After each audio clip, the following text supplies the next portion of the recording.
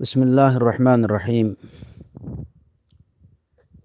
الحمد لله رب العالمين، والصلاة والسلام على أشرف الأنبياء والمرسلين نبينا محمد وعلى آله وأصحابه أجمعين. أبعد، أيها الإخوة، السلام عليكم ورحمة الله وبركاته. আমাদের আজকের আলোচনার বিষয় হচ্ছে মুশকিলাতুন নিসা, এবং মুশকিলাতুন নিসার মধ্যে আমরা ধারাবাহিকভাবে গত 2-3 সপ্তাহ থেকে আলোচনা করছি মুখের কিছু সমস্যা নিয়ে। গত সপ্তাহে আলোচনা হয়েছে ইফশা ও সির বা গোপনীয়তা ফাঁস করার সম্পর্কে, এবং আজকে মুখের আরেকটি বিশেষ সমস্যা, যে সমস্যা দ্বারা নারীরা বলেন পুরুষরা বলেন সবাই আক্রান্ত হয়ে থাকে, বা যে সমস্যায় পুরুষ নারী সবাই নিপতিত হয়ে থাকে, এরকম আরেকটি সমস্যা নিয়ে আলোচনার আশা পোষণ করছি। আর এই সমস্যাটা হলো কোনো মুসলমানকে গালি দেয়া কিংবা তাকে মুখের কথা দ্বারা কষ্ট দেয়া। আজকে ইনশাআল্লাহ এই বিষয় নিয়ে কিছুটা আলোকপাত করার চেষ্টা করব। আমি আল্লাহ সুবহানাহু ওয়া তাআলার কাছে তৌফিক এবং সাদাত কামনা করছি। কোনো কারণ ছাড়া কোনো মুসলমানকে গালি দেয়া, অনর্থক কাউকে বাজে কথা বলা, কিংবা গালি না দিয়েই সরাসরি গালি না দিয়ে তাকে এমন কোনো কথা বলা যে কথা দ্বারা সে মনে কষ্ট পায়, এই কাজগুলো যদি অনর্থক এবং অন্যায়ভাবে করা হয় তাহলে সেটা হচ্ছে হারাম। কোনো মুসলমানকে অনর্থক অযথা গালি দেয়া সেটা গুনাহে কবিরার পর্যায়ভুক্ত। যদিও এই বিষয়ে সাধারণভাবে আলোচনা আমরা ইতিমধ্যে করেছি যে মুখকে সংযত রাখা, এবং সেই মুখকে সংযত রাখার মধ্যে সবগুলো বিষয়ই অন্তর্ভুক্ত। কিন্তু তারপরেও কোনো মুসলমানকে অন্যায়ভাবে গালি দেয়া, অযথা গালি দেয়া, তাকে মুখের দ্বারা কষ্ট দেয়া, এই বিষয়টাকে আমরা আলাদাভাবে আলোচনায় নিয়ে আসছি এই কারণে যে প্রথমত এরূপ চর্চা বা গালিগালাজ করা, এইটা আমাদের সমাজে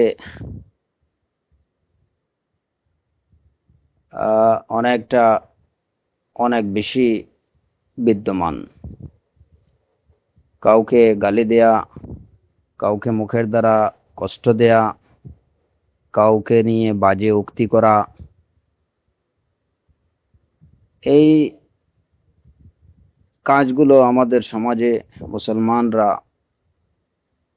হয়তো না জেনে না বুঝে কিংবা জেনে শুনেই এটার ভয়াবহতা না বুঝে এর ভয়ানক পরিণাম, সেই পরিণাম সম্পর্কে না জানার কারণে এই কাজগুলো অহরহ অনেকেই করে চলছে, যে কারণে বিষয়টাকে আলাদাভাবে আলোচনার প্রয়োজন অনুভব করছি। এবং দ্বিতীয়ত,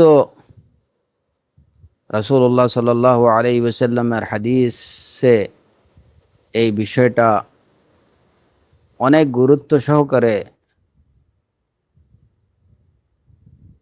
আলোচনা করা হয়েছে। রাসূল সাল্লাল্লাহু আলাইহি সাল্লামের হাদিসে এই বিষয়টি, অনেকগুলো হাদিসে এই বিষয়টি আসছে, যা থেকে বোঝা যায় যে এই বিষয়টা, এটা খুব সামান্য বা নগণ্য কোনো বিষয় না, অত্যন্ত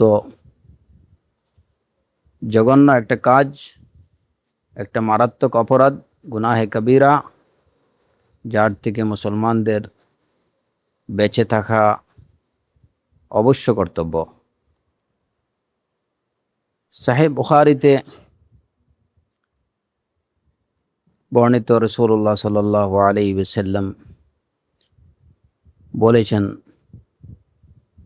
সিবাবুল মুসলিমি ফুসুকুন ওয়া কিতালুহু কুফরুন। মুসলমানকে গালি দেয়া এটা হচ্ছে ফাসিকি, ওয়া কিতালুহু কুফরুন, এবং তার সাথে ঝগড়া করা এটা হচ্ছে কুফর। সাহিহ বুখারীর হাদিস। এই হাদিসে রাসূলুল্লাহ সাল্লাল্লাহু আলাইহি ওয়াসাল্লাম জানিয়ে দিলেন যে কোনো মুসলমানকে গালি দেয়া এটা হচ্ছে ফুসুক, ফিস্ক, ফুসুকি বা ফাসিকি।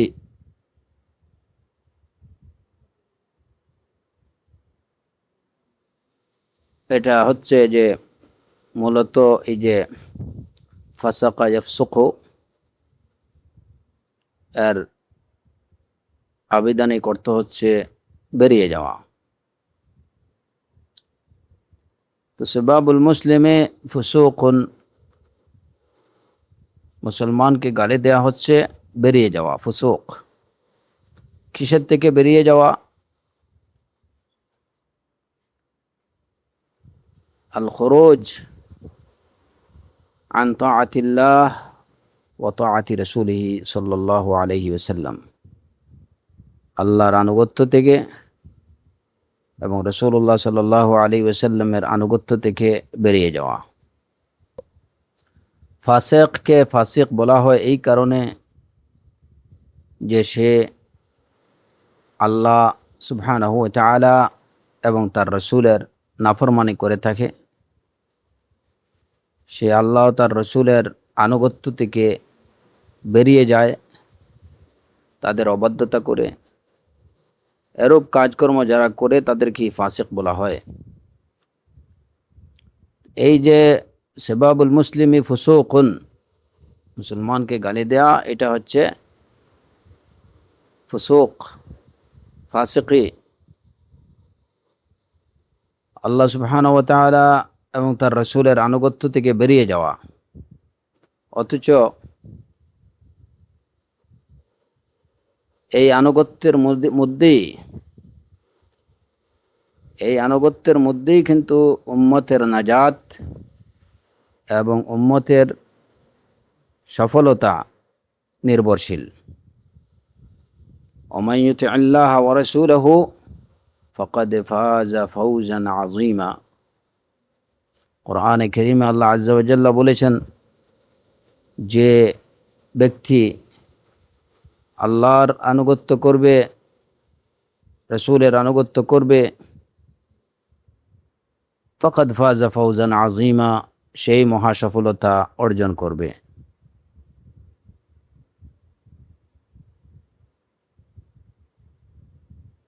তো ফাসিক তার ফিস্কের মাধ্যমে, তার কাজকর্মের মাধ্যমে সে যখন আল্লাহ সুবহানাহু ওয়া তাআলা এবং তার রাসূলের আনুগত্য থেকে বেরিয়ে যায়, তখন সে এই মহা সফলতা অর্জন থেকে অনেক অনেক দূরে ছিটকে পড়ে। সে অনেক দূরে বেরিয়ে পড়ে। এটি হচ্ছে মূলত এই যে ফিস্ক, আনুগত্য থেকে বেরিয়ে যাওয়া। এই আনুগত্য আল্লাহ সুবহানাহু ওয়া তাআলা এবং তার রাসূলের আনুগত্যই হচ্ছে ইসলামের গণ্ডি বা ইসলামের হুদুদ। তো যখন কেউ আল্লাহর এবং তার রাসূলের নাফরমানি করে, তখন সে ইসলামের মূল গণ্ডি থেকে বের হয়ে পড়ে। কিন্তু এর অর্থ এটুকু না যে সে মিল্লাতে ইসলাম থেকে বেরিয়ে যায় সেটা না, সে ইসলামের যে মূল গণ্ডি বা যেটার ইসলামের যে বাউন্ডারি, অন্যতম একটা বাউন্ডারি, এই বাউন্ডারিকে সে লঙ্ঘন করে। সেই বাউন্ডারিটা হচ্ছে আল্লাহর আনুগত্য এবং তার রসুল সাল্লাল্লাহু আলাইহি ওয়াসাল্লামের আনুগত্য। কিন্তু যে পর্যন্ত না সে শিরিক করবে, ততক্ষণ পর্যন্ত একদম লাস্ট বাউন্ডারি থেকে সে বেরিয়ে যাবে না। কিন্তু ফিস্কের দ্বারা সে অন্যতম একটা সীমা লঙ্ঘন করে ফেলে। ওয়াকিতালুহু কুফরুন, এই যে এই হাদিসে কারো প্রশ্ন থাকতে পারে যে তাহলে কি ঝগড়া বিবাদ করা এটা কুফরি? হ্যাঁ, এটা কুফর, কিন্তু এই কুফরটা কুফরুন দুনা কুফরিন, এই কুফরটা কুফরে আকবর মুখরিজ মিনাল মিল্লাহ না। আর এর প্রমাণ হচ্ছে কোরআনে কারীমে আল্লাহ আযজা ওয়া জাল্লা বলেছেন, ওয়া ইন তাইফাতানি মিনাল মুমিনিনা ইকতাতালু ফাআসলিহু বাইনাহুমা, যদি মুমিনদের, বিশ্বাসীদের দুই দল যদি পরস্পর বিবাদ বিসম্বাদ করে, ফাআসলিহু বাইনাহুমা, তাহলে তাদের মধ্যে সন্ধি করে দাও, ইসলাহ করে দাও। এখানে এই দুই দলকে মুমিন বলা হয়েছে, ওয়া ইন তাইফাতানি মিনাল মুমিনিনা ইকতাতালু ফাআসলিহু বাইনাহুমা। এর থেকে প্রমাণ হয় যে আল কিতাল, এই কিতালটা কুফরুন দুনা কুফরিন।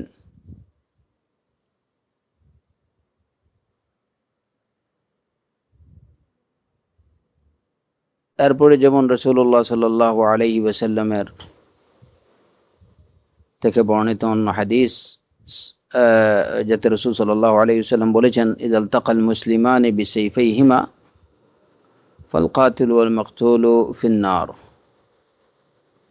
এখানেও দেখা যায় যে ইযাল তাকাল মুসলিমানি বিসাইফাইহিমা, যখন দুই মুসলমান তাদের তলোয়ার নিয়ে মিলিত হয়, মানে যুদ্ধে লিপ্ত হয়, দুইজন মুসলমান যখন পরস্পর যুদ্ধে লিপ্ত হয়, এখানেও কিন্তু যারা তলোয়ার নিয়ে পরস্পর যুদ্ধে লিপ্ত হচ্ছে তাদেরকে আল মুসলিমান বলা হয়েছে। এবং এতে পূর্বে আমরা কোরআনে কারীমের যে আয়াত উল্লেখ করলাম, ওয়া ইন তাইফাতানি মিনাল মুমিনিন, তো এখানেও কিতালে লিপ্ত মুমিনদের দুই দলকে মুমিনই বলা হয়েছে। তো এই সমস্ত আয়াত, এরকম আয়াত যেগুলো আছে সেগুলো থেকে এবং রাসূলুল্লাহ সাল্লাল্লাহু আলাইহি ওয়াসাল্লাম থেকে বর্ণিত হাদিস থেকে প্রমাণিত হয় যে এর কিতালটা হচ্ছে কুফরুন দুনা কুফরিন। তো শাবাবুল মুসলিম ফুসুকুন ওয়া কিতালুহু কুফরুন, কোনো মুসলমানকে গালি দেয়া, অনর্থক গালি দেয়া, অন্যায়ভাবে তাকে গালি দেয়া, সেটা হচ্ছে ফুসুক।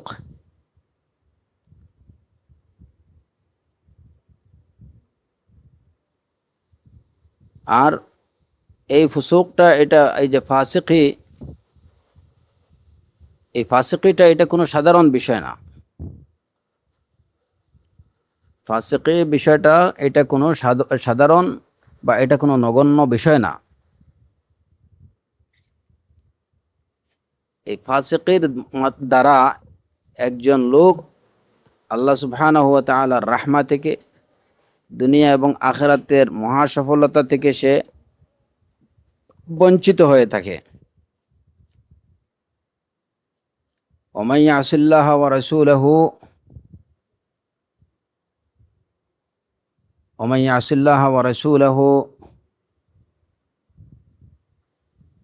যে আল্লাহ এবং তার রাসূলের নাফরমানি করবে, ফাকাদ দাল্লা দালালাম মুবিনা, সে সুস্পষ্টভাবে পথভ্রষ্ট হয়ে যাবে। ফাসিক তার ফিস্কের মাধ্যমে, ফুসুকের মাধ্যমে সে আল্লাহ সুবহানাহু ওয়া তাআলা এবং তার রাসূলের নাফরমানি করে। আর এই নাফরমানিটাই হচ্ছে, এটাই হচ্ছে পথভ্রষ্টতা। কুরআনে কারীমে আল্লাহ আযজা ওয়া জাল্লা বলেছেন, ওমান ইয়াসিল্লাহা ওয়া রাসূলাহু ফাকাদ দাল্লা দালালাম মুবিনা। সে পথভ্রষ্ট হয়ে গেল, যে নাফরমানি করলো, আল্লাহর তার রসুলের নাফরমানি করলো, ফাকাদ দাল্লা দালালাম মুবিনা, সে পথভ্রষ্ট হয়ে গেল। এখন প্রত্যেক মুসলমানের এই বিষয়টা এভাবে চিন্তা করা উচিত যে যখন কোনো মুসলমানের দ্বারা অন্য কোনো মুসলিম কিংবা মুসলিমাকে কোনো গালি দেয়া হয়, তখন ব্যাপারটা এটা কোনো স্বাভাবিক বিষয় না এবং এটা কোনো তুচ্ছ বিষয় না। তার ক্ষেত্রে আল্লাহ সুবহানাহু ওয়া তাআলার এই আয়াত প্রযোজ্য, ওমান ইয়াসিল্লাহা ওয়া রাসূলাহু ফাকাদ দাল্লা দালালাম মুবিনা।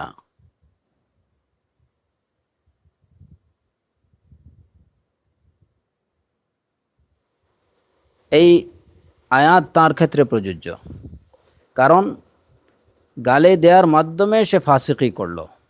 আর ফাসিকি বিষয়টাই হচ্ছে আল্লাহর ও তার রসুলের আনুগত্য থেকে বেরিয়ে যাওয়া। আর কোরআনে কারীমে ওই বিষয়টাই বলা হয়েছে যে আল্লাহ তার রসুলের আনুগত্য থেকে বেরিয়ে যাবে, আল্লাহ তার রসুলের নাফরমানি করবে, মানে তাদের আনুগত্য থেকে বেরিয়ে যাবে, ফাকাদ দাল্লা দালালাম মুবিনা, সে সুস্পষ্টভাবে পথভ্রষ্ট হয়ে যাবে। সুতরাং কোনো মুসলিম কিংবা কোনো মুসলিমাকে গালি দেওয়ার বিষয়টিকে যদি প্রত্যেক মুসলমান এইভাবে দেখে, এই চোখে দেখে যে এই গালি দেওয়ার মাধ্যমে সে ফাসেক হয়ে যাচ্ছে, সে আল্লাহ তার রসুলের আনুগত্য থেকে বেরিয়ে যাচ্ছে, সে পথভ্রষ্ট হয়ে যাচ্ছে, সে মহাসফলতা থেকে বর্জিত হচ্ছে, সে আল্লাহর রাহমত থেকে বঞ্চিত হচ্ছে, তাহলে কোনো মুসলিম কিংবা কোনো মুসলিমার মুখের থেকে মুখ দিয়ে অন্যকে গালি দেয়া এটা সম্ভব হবে না। আর এই গালি দেওয়ার মধ্যে যে শুধু গালির হয়তো যে লিমিটেড কিছু ওয়ার্ড আছে এটাই না, গালি বলতে কি যে এমন কোনো কথা তাকে বলা যেটা দ্বারা সে মনের মধ্যে আঘাত পায়, এমন কোনো কথা বলা যার দ্বারা সে মনে আঘাত পায়, এরকম কথা বলা। তবে হ্যাঁ, এর থেকে এই সমস্ত ওয়ার্ড যে যদি কাউকে কোনো সত্য কথা বলা হয় এবং সেই সত্য কথা বলে যদি সে তার মনে আঘাত পায়, তাহলে এটা গালির পর্যায়ভুক্ত না, কিংবা কাউকে কষ্ট দিয়ে কোনো কথা বলা এটার পর্যায়ভুক্ত বা এটার পরিণামভুক্ত হবে না। কারণ সত্য কথা বলা, সত্যটা প্রত্যেক সময়ই একটু তিক্ত হয়ে থাকে, এটা সবার কাছে সুস্বাদু মনে হয় না। তো এই যে সত্যের দ্বারা, সত্য কথার দ্বারা যদি কেউ তার মনের মধ্যে কষ্ট পায়, তাহলে এটা যে এই হাদিসের পর্যায়ভুক্ত কিংবা ফুসুকের পর্যায়ভুক্ত না, বরঞ্চ সত্য কথা বলাটাই হচ্ছে, এটাই হচ্ছে প্রধান কাজ, সেটা বলতে হবে। এবং সেটা কেউ পছন্দ করুক কিংবা নাই করুক, কারো মনে সেটা আঘাত লাগুক কিংবা নাই লাগুক, এটা না। কিন্তু আমি সাথে সাথে এটুকু বলে রাখি যে ইখওয়ান বা আখাওয়াতরা তারা যেন কেউ এটুকু মনে না করেন যে আমি সত্য বলবো, হ্যাঁ, এখন কেউ মনে আঘাত পাক বা না পাক এতে আমার কি যা আসে যায়। আসলে সত্য বলাটারও কীভাবে বলবেন সেটা, এই সত্য বলার ক্ষেত্রেও আপনাকে মানহাজে কোরআনই, যেটা কোরআনে কারীমের যে পদ্ধতি, আম্বিয়া আলাইহিমুসসালাতু ওয়াসসালামের যে পদ্ধতি, সালাফে সালেহিন রিদওয়ানুল্লাহ আলাইহিম আজমাইনদের যে পদ্ধতি সত্য বলার, আপনাকে সেটা অনুসরণ করতে হবে। ওইটা অনুসরণ করার পরে যদি কেউ মনে কষ্ট পায়, তাহলে এটার জন্য আপনি কোনোভাবেই দায়ী হবেন না, বরঞ্চ ওইভাবে সত্য কথাটা বলাই হচ্ছে আপনার ডিউটি। আপনার ডিউটি আপনাকে ডিসচার্জ করতে হবে। এখন রোগীকে বাঁচাতে গিয়ে যদি তার অপারেশন করতে হয়, তাহলে এটা খারাপ কাজ না, বরঞ্চ একজন ডাক্তার হিসাবে একজন ডাক্তারের কাজ হচ্ছে এটাই যে রোগীর জন্য যেটা প্রযোজ্য তাকে সেরূপ ততটুকু বা সেভাবেই তাকে তার সাথে ট্রিট করা।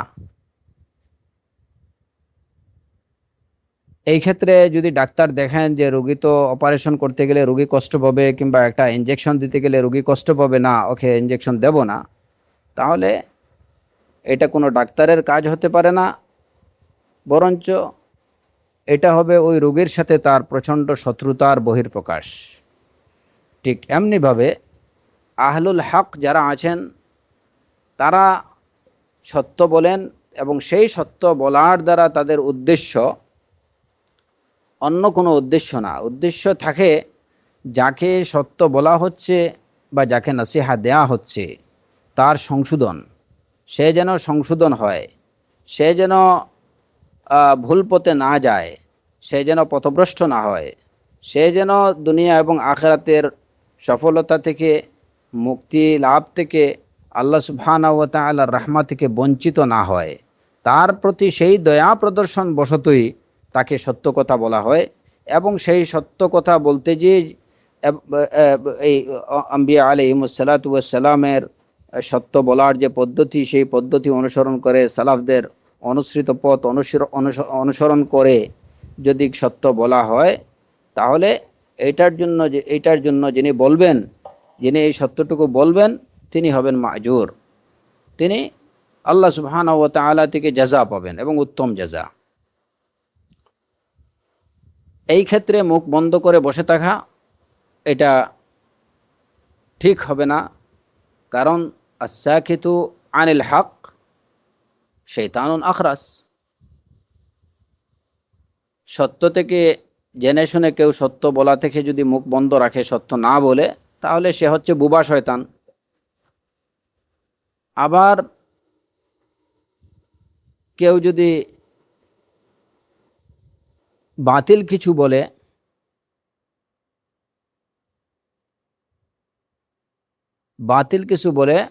তাহলে সে হচ্ছে নাতিক শয়তান। জেনে শুনে সত্য বলা থেকে কেউ যদি বিরত থাকে, তাহলে সে হচ্ছে বুবা শয়তান। আর যদি কেউ জেনে শুনে বাতিল কিছু বলে, তাহলে সে হচ্ছে স্পিকার শয়তান, নাতিক শয়তান। তো এই পার্থক্যটুকু অবশ্যই আমাদের খেয়াল রাখতে হবে যে মুসলমানকে গালি দেয়া এবং সেই গালির মধ্যে অনর্থক তার সম্পর্কে কিছু বলা, কোনো সত্য কোনো বিষয় না, তাকে কোনো নাসিহা না, কিন্তু অন্য একটা বাজে একটা কথা কিছু বলা যার দ্বারা সে মনে কষ্ট পায়, এটাও কিন্তু গালির পর্যায়ভুক্ত।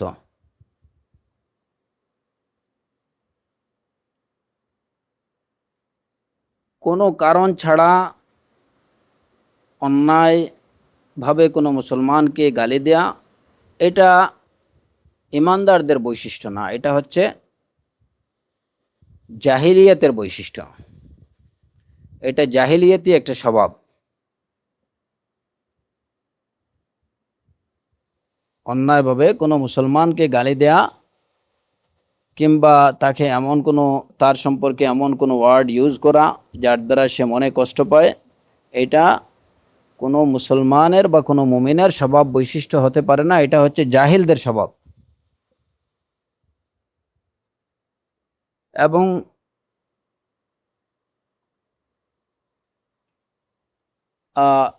এই যে এটা জাহিলদের স্বভাব, এর পক্ষে প্রমাণ হচ্ছে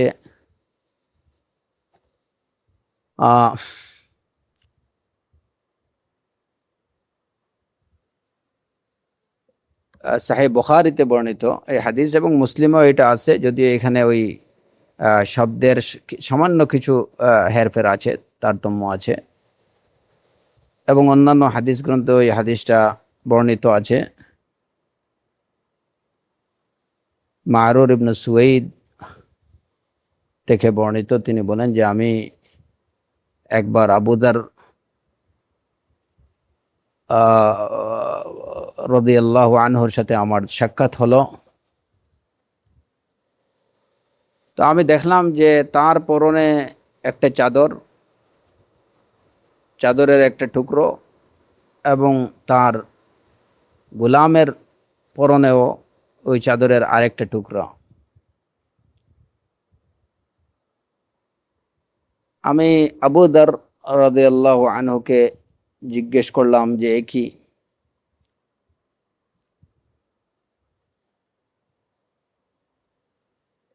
তো আবু দর রাদিয়াল্লাহু আনহু জবাবে বললেন যে আমি একটা লোককে গালি দিয়েছিলাম, এবং শুধু তাকে না, তার মাকেও গালি দিয়েছিলাম।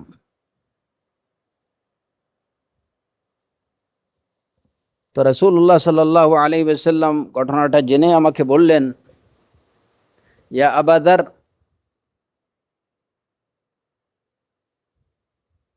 আ'য়ারতাহু বিউম্মিহি,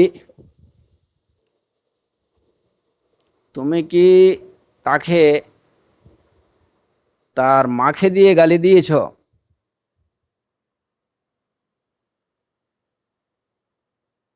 ইন্নাকা ইমরুউন ফিকা জাহিলিয়া, তুমি হচ্ছে এমন একটা লোক যার মধ্যে জাহিলিয়া আছে। দেখেন যে রাসূলুল্লাহ সাল্লাল্লাহু আলাইহি ওয়াসাল্লাম এই কথাটা কাকে বলছেন? আবু দর রাদিয়াল্লাহু আনহুকে বলছেন, যখন তিনি একজন লোককে গালি দিলেন এবং তার মাকে নিয়ে তাকে গালি দিলেন। তো এই ঘটনাটা জেনে রাসূলুল্লাহ সাল্লাল্লাহু আলাইহি ওয়াসাল্লাম তাকে বললেন, ইন্নাকা ইমরুউন ফিকা জাহিলিয়া, তুমি হচ্ছে এমন এক লোক যার মধ্যে জাহিলিয়া আছে।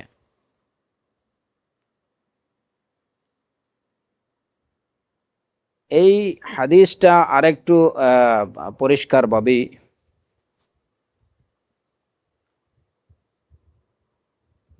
ইমাম বুখারী রাহিমাহুল্লাহ তার আদবে মুফরাদে বর্ণনা করেছেন যে এই মারুর ইবনু সুওয়াইদ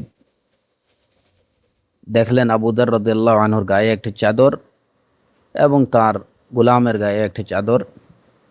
তো তিনি বলেন যে আমি আবু দরকে বললাম,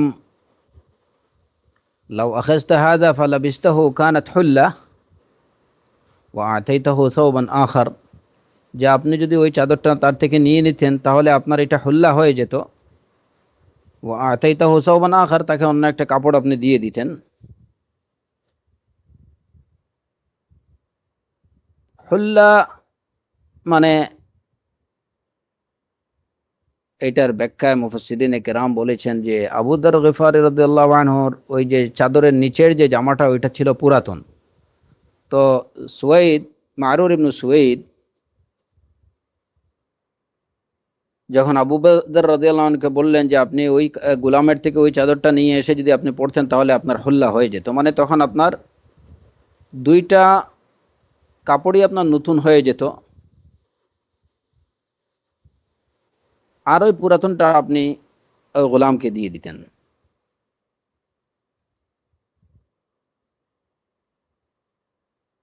তো আবু দর রাদিয়াল্লাহু আনহু বললেন যে কানা বাইনি ওয়া বাইনা রাজুলিন কালামুন ওয়া কানাত উম্মুহু আ'জামিয়্যাহ ফানিলতু মিনহা,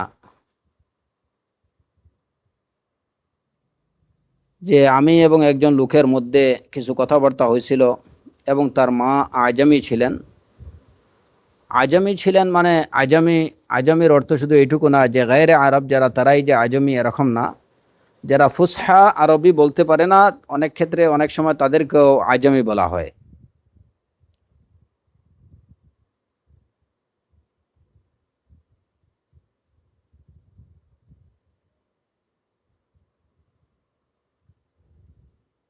যেমন কোরআনে কারীমে আল্লাহ আযজা ওয়া জাল্লা বলেছেন, লিসানুল্লাযী ইউলহিদুনা ইলাইহি আ'জামিয়্যুন ওয়া হাযা লিসানুন আরাবিয়্যুম মুবিন। তো এখানে যার দিকে ইঙ্গিত করে ওই কথাটা বলা হয়েছিল, উনি যে গায়রে আরব, বাঙালি বা ইন্ডিয়ান ছিলেন এরকম কিছু না, তার ভাষা ফুসহা আরবি ছিল না। তো এর দ্বারা প্রমাণিত হয় যে যেভাবে অন্যান্য ভাষার মানে ভাষাভাষী যারা, তারা যেভাবে আজমি, যারা ফুসহা আরবি বলতে পারেন না, তারাও তাদেরকেও আরবের পরিভাষায় তাদেরকেও আজমি বলা হয়ে থাকে। তো আলা কুল্লি হাল, আবু দর রাদিয়াল্লাহু আনহু বলেন যে আমি, আমার এবং ওই লোকের সাথে কিছু কথাবার্তা হচ্ছিল, এবং তার মা ছিলেন আজমি। আমি তার মাকে নিয়ে কিছু কথা বলে ফেললাম, মানে তার মাকে নিয়ে একটা কিছু কথা বললাম। তো এই বিষয়টা তিনি রাসূলুল্লাহ সাল্লাল্লাহু আলাইহি ওয়াসাল্লামের কাছে ওই লোক বললেন। যখন বললেন, ফাকালান নবী সাল্লাল্লাহু আলাইহি ওয়াসাল্লাম লি, তো রাসূল সাল্লাল্লাহু আলাইহি সাল্লাম ঘটনা শুনে আমাকে বললেন, আসাবাইতা ফুলানান, তুমি কি অমুককে গালি দিয়েছ? তো আমি বললাম, আবু যর রাদিয়াল্লাহু আনহু বলেন যে আমি বললাম নাম। ক্বালা আফানিলতা মিন উম্মিহি, যে তুমি কি এই গালিতে তার মাকেও তুমি অন্তর্ভুক্ত করেছ? তো সরল স্বীকারোক্তি আবু যর রাদিয়াল্লাহু আনহুর, নাম, হ্যাঁ। তো রাসূলুল্লাহ সাল্লাল্লাহু আলাইহি ওয়াসাল্লাম বললেন, ইন্নাকা মরউন ফীকা জাহিলিয়াহ, ইন্নাকা মরউন ফীকা জাহিলিয়াহ, যে তুমি এমন একটা লোক যে তোমার মধ্যে জাহিলিয়া আছে।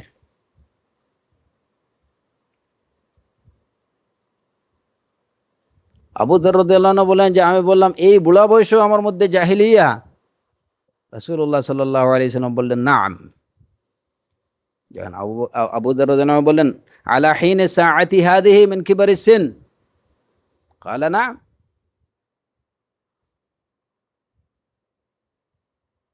এরপরে রাসূল সাল্লাল্লাহু আলাইহি ওয়াসাল্লাম আবু যর রাদিয়াল্লাহু আনহুকে নসিহা দিলেন যে তারা হচ্ছে তোমাদের ভাই, তাদেরকে আল্লাহ তোমাদের অধীনস্থ করেছেন, অতএব তোমরা ফালইউতইমহু মিম্মা ইয়াকুল, তোমাদের প্রত্যেকে তারা নিজেরা যা খায় তাদেরকে যেন তাই খাওয়ায়। ওয়ুলবিসুহু মিম্মা ইয়ালবিসু, ওয়ুলবিসুহু মিম্মা ইয়ালবিসু, ওয়ুলবিসুহু মিম্মা ইয়ালবাসু, লাবিসা ইয়ালবাসু, নাম।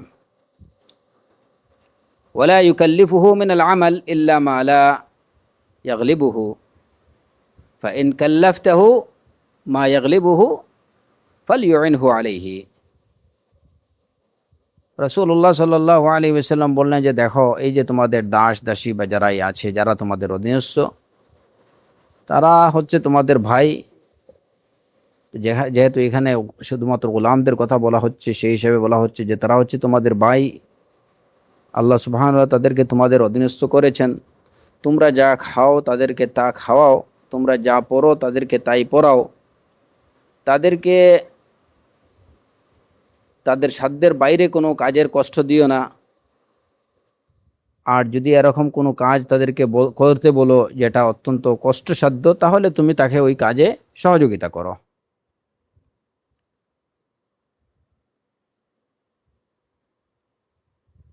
তো এই হচ্ছে সুস্পষ্ট নির্দেশনা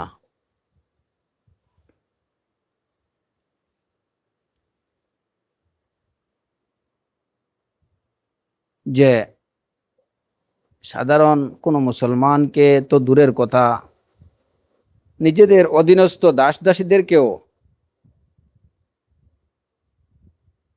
গালি দেবেন না।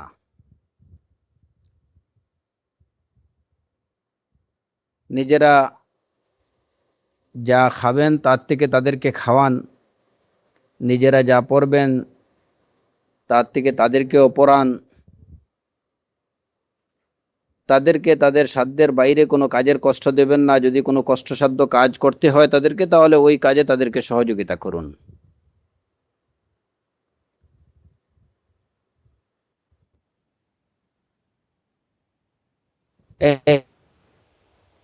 দেখেন যে ইসলাম কত সুন্দরভাবে মানুষকে সর্ববিষয়ের সুস্পষ্ট নির্দেশনা এবং কত সুন্দর আচরণ মানুষকে শিক্ষা দিচ্ছে, যেটা অন্য কোনো জাতির মধ্যে অন্য কোনো আহ, আহ, ধর্মের মধ্যে এই বিষয়গুলোর অস্তিত্ব খুঁজে পাওয়া যাবে না।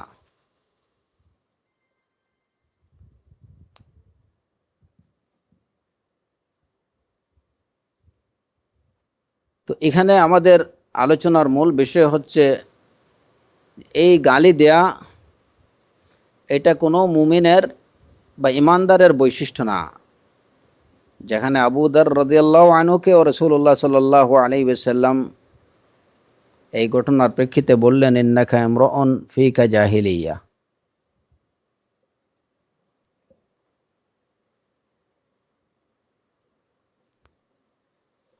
অতএব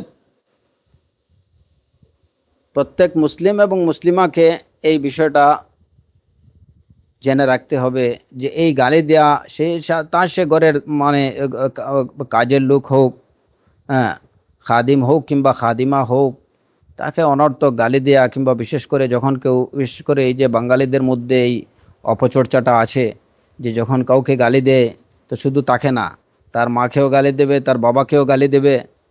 হ্যাঁ, তো এটা হচ্ছে জাহিলিয়াতি স্বভাব, এটা ইমানদারদের বৈশিষ্ট্য হতে পারে না। এবং বিশেষ করে এই যে কথায় কথায় কাজে ও কাজে কাউকে গালি দেয়া, হ্যাঁ, এইটা কোনোভাবেই কোনো ইমানদারের মুখে আসতে পারে না, কোনো মুসলিম সেটা করতে পারে না। কারণ তার মনে রাখা উচিত যে এই কাজের উপরে, এই কাজের দ্বারা সে ফাসিকি করছে, আল্লাহর আনুগত্য থেকে বেরিয়ে যাচ্ছে, রাসূলুল্লাহ সাল্লাল্লাহু আলাইহি ওয়াসাল্লামের আনুগত্য থেকে বেরিয়ে যাচ্ছে, এই কাজের দ্বারা সে জাহিলিয়াতি চলে যাচ্ছে, এটা সে করতে পারে না। সাহিহ মুসলিমে রাসূলুল্লাহ সাল্লাল্লাহু আলাইহি ওয়াসাল্লাম থেকে বর্ণিত হাদিস, আবু হুরায়রা রাদিয়াল্লাহু আনহু থেকে বর্ণিত, রাসূলুল্লাহ সাল্লাল্লাহু আলাইহি ওয়াসাল্লাম বলেছেন, আতাদরুনা মানিল মুফলিস, তোমরা কি জানো মুফলিসকে? তো উপস্থিত সাহাবায়ে কেরাম রাদওয়ানুল্লাহি আলাইহিম আজমাইন বললেন যে আল মুফলিস ফিনা মাল্লা দিরহাম লাহু ওয়ালা মাতা। যে মুফলিস তো হইল মানে ফকির হলো ওই লোক যার কাছে কোনো টাকা পয়সা নেই, দিরহাম নেই, ওলা মাতা, যার কোনো আসবাবপত্র নেই, সেই তো মুফলিস। তো রাসূলুল্লাহ সাল্লাল্লাহু আলাইহি ওয়াসাল্লাম বললেন, ইন্নাল মুফলিস মান ইয়াতি বিসসালাতিন ওয়া যাকাতিন ওয়া সিয়ামিন ওয়া ইয়াতি ওয়া ক্বাদ শাতামা হাযা ওয়া কাযাফা হাযা ওয়া আকালা মালা হাযা ওয়া সাফাকা দামা হাযা ওয়া দারাবা হাযা ফায়ু'তা হাযা মিন হাসানাতিহি ওয়া হাযা মিন হাসানাতিহি ফাইন ফানিয়াত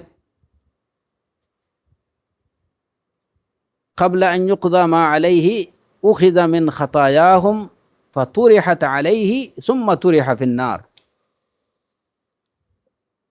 যে প্রকৃত মুফলিসকে, প্রকৃত অভাবীকে, যে কিয়ামতের দিন তার সালাত, যাকাত, সিয়াম এসব নিয়ে আসবে, আর এর সাথে সাথে এগুলো নিয়েও আসবে সে কাউকে গালি দিছে, কারো উপরে দুর্নাম, কারো বিরুদ্ধে দুর্নাম রটাইছে, কারো উপরে অপবাদ আরোপ করছে, হ্যাঁ, কারো মাল অন্যায়ভাবে খেয়েছে, কাউকে অন্যায়ভাবে আহত বা নিহত হত্যা করেছে, কাউকে মেরেছে। হ্যাঁ, তখন একদিকে সে তার সালাত, যাকাত, সিয়াম এগুলা নিয়ে সে আল্লাহর দরবারে হাজির হয়েছে, আল্লাহর নিকট হাজির হয়েছে তার সালাত, যাকাত, সিয়াম এইরকম নেক আমলগুলো নিয়ে, কিন্তু পাশাপাশি সে এগুলো নিয়েও আসছে যে সে দুনিয়াতে কাউকে গালি দিচ্ছে, কারো উপরে অপবাদ আরোপ করছে, কাউকে মেরেছে, হত্যা করেছে কিংবা কাউকে মেরেছে। হ্যাঁ, তখন তার এই নেক আমল থেকে নেওয়া হবে এবং যাকে গালি দিছে, যার উপরে অপবাদ আরোপ করছে, যাকে হত্যা করছে তাকে দেয়া হবে, তার নেক আমলগুলো তাকে দেয়া হবে। এভাবে করে যদি তার নেক আমলগুলো শেষ হয়ে যায় এবং ওই যাদের উপরে যাদের প্রতি সে জুলুম করছে, সেটা কথার দ্বারা হোক, গালির দ্বারা হোক, হ্যাঁ, কিংবা কাউকে আহত বা হত্যার মাধ্যমে হোক, কিংবা কাউকে অন্য কোনোভাবে কারো উপরে অপবাদ আরোপের মাধ্যমে হোক, এরকম পাওনাদার যদি আরও বাকি থাকে আর ইতিমধ্যে যদি তার নেক আমলগুলো শেষ হয়ে যায়, তখন কি করা হবে?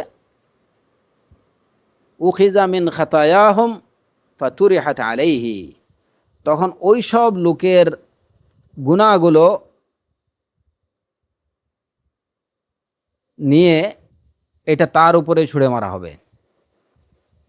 ওই সব লোকের যাদের প্রতি সে এরূপ অন্যায় আচরণ করছে তাদের গুনাহগুলো নিয়ে তার উপরে ছুঁড়ে মারা হবে। এরপরে তাকে এই এই এই পাপের দরুন, এইসব পাপের কারণে অভিযুক্ত করে তাকে জাহান্নামে ফেলা হবে।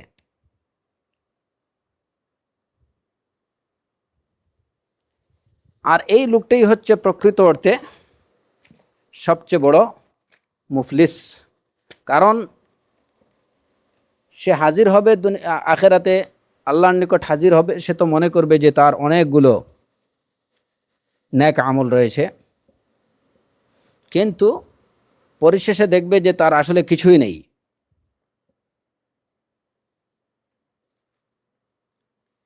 সে আল্লাহর দরবারে অনেক আশা নিয়ে হাজির হবে যে তার অনেক কিছু আছে, কিন্তু যখন তার নেক আমলগুলো থেকে নেওয়া হবে এবং নিতে নিতে এগুলো সব শেষ হয়ে যাবে, তখন যাদের উপরে সে জুলুম করছে, অন্যায় করেছে, তাদের পাপ এনে তার উপরে চাপাই দেয়া হবে এবং এই পাপের অভিযোগে তাকে জাহান্নামে নিক্ষেপ করা হবে। এই লোকই হচ্ছে প্রকৃত অর্থে সবচেয়ে বড় মুফলিস। অতএব ইয়াউমাল কিয়ামা অনেক লোক আছে যারা আমাদের সমাজে, মুসলমানদের মধ্যে, যে এই বিষয়গুলো না জানার কারণে কিংবা গালিগালাজের ব্যাপার, কাউকে মানে মন্দ কথা বলার, এটাকে অনেক কোনো বিষয় মনে করেন না।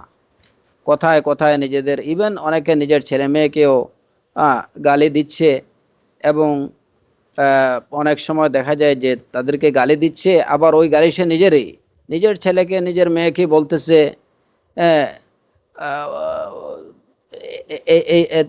এই সেই বাচ্চা। হ্যাঁ, তো আসলে উনি নিজেকেই আবার নিজেকে গালি দিচ্ছে।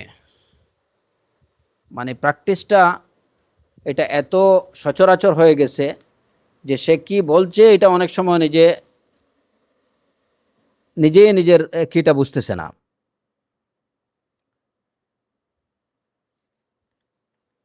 কথায় কথায় কাজের লোকদেরকে গালি দেয়া, নিজের অধীনস্থদের গালি দেয়া,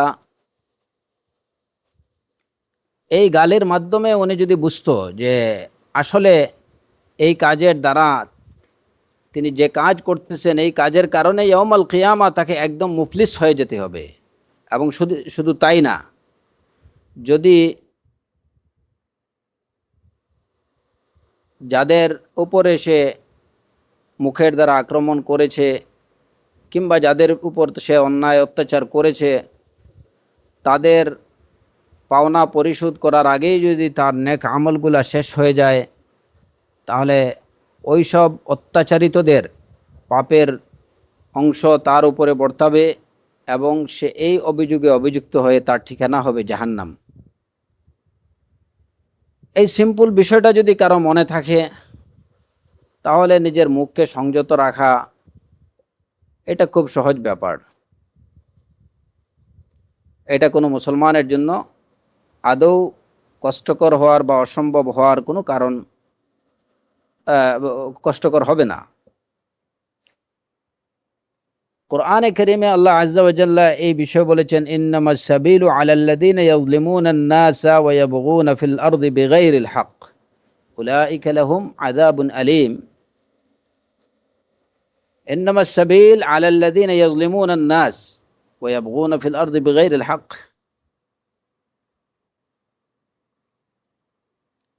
অভিযোগ তাদের বিরুদ্ধে যারা মানুষের উপর অত্যাচার চালায়, ইয়াযলিমুনান নাস ওয়া ইয়াবগুনা ফিল আরদ বিগাইরিল হক, এবং পৃথিবীতে অন্যায়ভাবে যারা বিদ্রোহ করে বেড়ায়, এদের জন্য উলাইকা লাহুম আযাবুন আলীম, তাদের জন্য রয়েছে অত্যন্ত বেদনাদায়ক শাস্তি। এই বেদনাদায়ক শাস্তি কাদের কাদের জন্য? আলাল্লাযীনা ইয়াযলিমুনান নাস ওয়া ইয়াবগুনা ফিল আরদি বিগাইরিল হক, যারা মানুষের উপর অত্যাচার করে এবং ওয়া ইয়াবগুনা ফিল আরদ বিগাইরিল হক, পৃথিবীতে অন্যায়ভাবে বিদ্রোহ করে।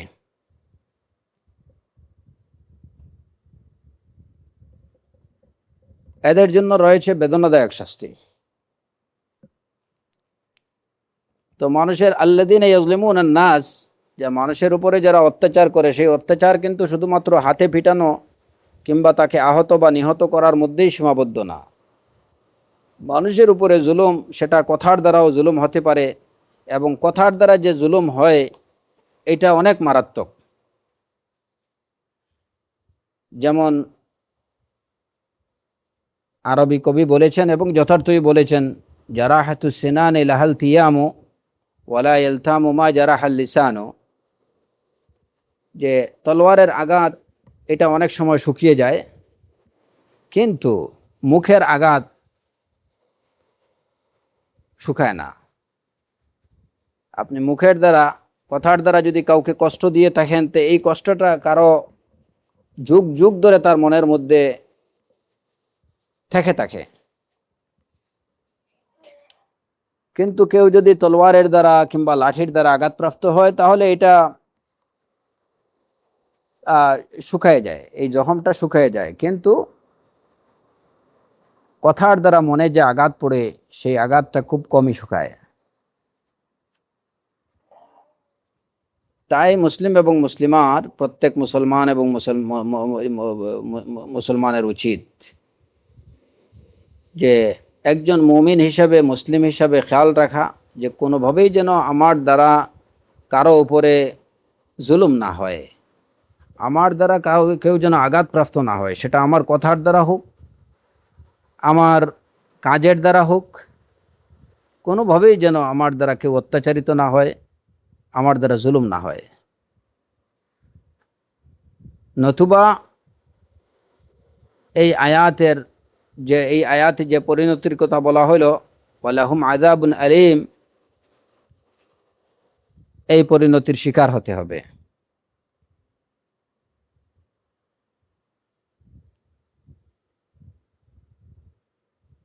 গালি দেয়া এটা যে শুধুমাত্র নিজের অধীনস্থ কাউকে, শুধু তা না, যে কোনো মুসলমানকে,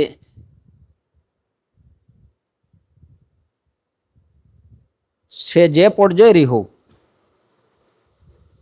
সে সামনে থাকুক কিংবা উপস্থিত থাকুক কিংবা অনুপস্থিত, কোনোভাবেই তাকে গালি দেয়া এটা ঠিক না। উপস্থিত থাকলেও তাকে গালি দিলে যে পরিণতি, তার অনুপস্থিতিতে গালি দিলেও সেই পরিণতির মুখোমুখি হতে হবে। বরঞ্চ কারো অনুপস্থিতিতে গালি দেয়া, এটা কখনো উপস্থিতিতে গালি দেয়া থেকেও আরও মারাত্মক। এর কারণ হলো যে যদি ওই লোকটা কাছে থাকে আর তাকে যদি কেউ গালি দেয়, তাহলে সম্ভাবনা আছে যে সে হয়তো পাল্টা একটা গালি দেবে, টিট ফর ট্যাট। কেউ হয়তো বলল যে তুই আস্ত একটা খবিশ, তো ওই লোকটাও তো বলতে পারে যে তুইও একটা খবিশ। এখন সামনাসামনি যদি মোকাবেলা হয়ে যায়, তাহলে হয়তো এখানে বিষয়টা শেষ হয়ে যেতে পারে, কারণ দুইজনই সমান হয়ে গেল। তখন ইয়াউমাল কিয়ামা একজনের নেক আমল থেকে নিয়ে আরেকজনকে, এই বিষয়ে, বিশেষ করে এই বিষয়ে, একজনের নেক আমল থেকে নিয়ে অপরজনকে দেওয়ার প্রয়োজন পড়বে না, অপরজনের গুনাহগুলো আরেকজনের উপরে চাপাই দেওয়ারও প্রয়োজন পড়বে না, কারণ এখানে সমানে সমান হয়ে গেছে। কিন্তু যদি ওই লোকটাকে আপনি গালি দিলেন, সে অনুপস্থিত, যেমন কারো পৃষ্ঠদেশে গালি দেয়া, এটাও আসলে সুবহানাল্লাহ, ইচ্ছায় কিংবা অনিচ্ছায় মুসলমানদের মধ্যে এই চর্চাটাও ব্যাপকভাবে বিদ্যমান। অনেক সময় আছে যে সরকারকে গালি দেয়া, তারা হয়তো বসে আছে সংসদ ভবনে, এখানে দেখা যায় যে তাদের সম্পর্কে অনেক মন্দ কথাবার্তা, তাদের পিতা ভ্রাতা ওদেরকে সহ অনেকে গালি দিচ্ছে। অথচ তারা সেটা শুনছে না। তো এখন এইভাবে গালি দেয়া এটাও কিন্তু ওই পরিণতি কিন্তু সমান, এবং পরিণতি সমান না কখনো ধরেন হয়তো যারা রাষ্ট্র পরিচালনা করে তাদেরকে এইভাবে গালি দেয়া এটা কখনো আরো মারাত্মক হতে পারে। সাধারণ কোনো মুসলমানকে গালি দেয়া থেকে এটা আরো অনেক মারাত্মক হতে পারে। সুতরাং এসব বিষয় থেকে সাবধান। আর আপনার বোঝা দরকার যে এইভাবে আপনি সারাদিনও যদি কাউকে গালি দেন, একটা রাষ্ট্রপ্রধান হোক কিংবা যে কেউ হোক, তাকে আপনি গালি দিলেন, সে শুনছেই না, এতে তার ক্ষতি কি হচ্ছে? তার তো কোনো ক্ষতি হচ্ছে না, বরঞ্চ তার লাভই হচ্ছে। আপনি তার ফায়দা করছেন, যে ইয়াউমাল কিয়ামা হয়তো তার নাজাতের একটা কারণ হয়ে যাবে আপনার এই গালিগুলো, তার নাজাতের কারণ হয়ে যাবে আপনার এই গালিগুলো। তো প্রকৃত অর্থে তো আপনি আপনি কোনো কল্যাণ নিয়ে আসতেছেন না, আপনি নিজের সর্বনাশ করছেন। আপনি নিজের মুখকে বাজে কথার উচ্চারণের মধ্যে লিপ্ত রাখছেন। ওই সময়টুকু যদি আপনি তাসবিহ, তাহমিদ, তাহলিল, ইস্তিগফার এগুলা করতেন, তাহলে আপনার নিজের জন্য এগুলা কল্যাণ নিয়ে আসতো। তো সেটা যেই হোক, যে কোনো লোক হোক, সে ছোট পর্যায়ের হোক কিংবা বড় পর্যায়ের হোক, কাউকে তার অপরপক্ষে গালি দেয়া, তার সম্পর্কে মন্দ বলা, হ্যাঁ, এটা মন্দ বলা, এটা তো অবশ্যই গীবার পর্যায়ে পড়বে। তো এই যে গালি দেয়া বা তার সম্পর্কে এমন কোনো বাজে ওয়ার্ড ইউজ করা, এটা কোনো মুসলমানের স্বভাব বৈশিষ্ট্য হতে পারে না, এবং এটা হচ্ছে জুলুম। ওয়াল্লাযীনা ইউযুনাল মুমিনিনা ওয়াল মুমিনাতি বিগাইরি মাকতাসাবু ফাকাদ ইহতামালু বুহতানান ওয়া ইসমান মুবিনা।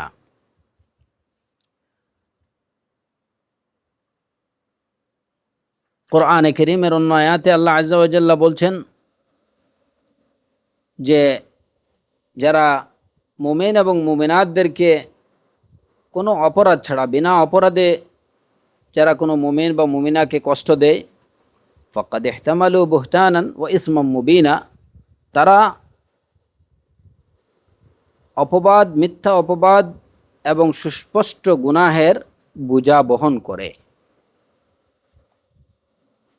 ফাকাদ ইহতামালু বুহতানান ওয়া ইসমান মুবিনা।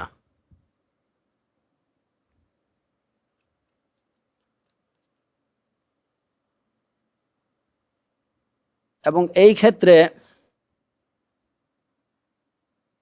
যদি কেউ আপনাকে গালি দেয়, বা প্রথমত আপনি হয়তো না জেনে অজ্ঞতার কারণে কাউকে গালি দিছেন, তাহলে আপনার করণীয় কি? আপনি কি করবেন?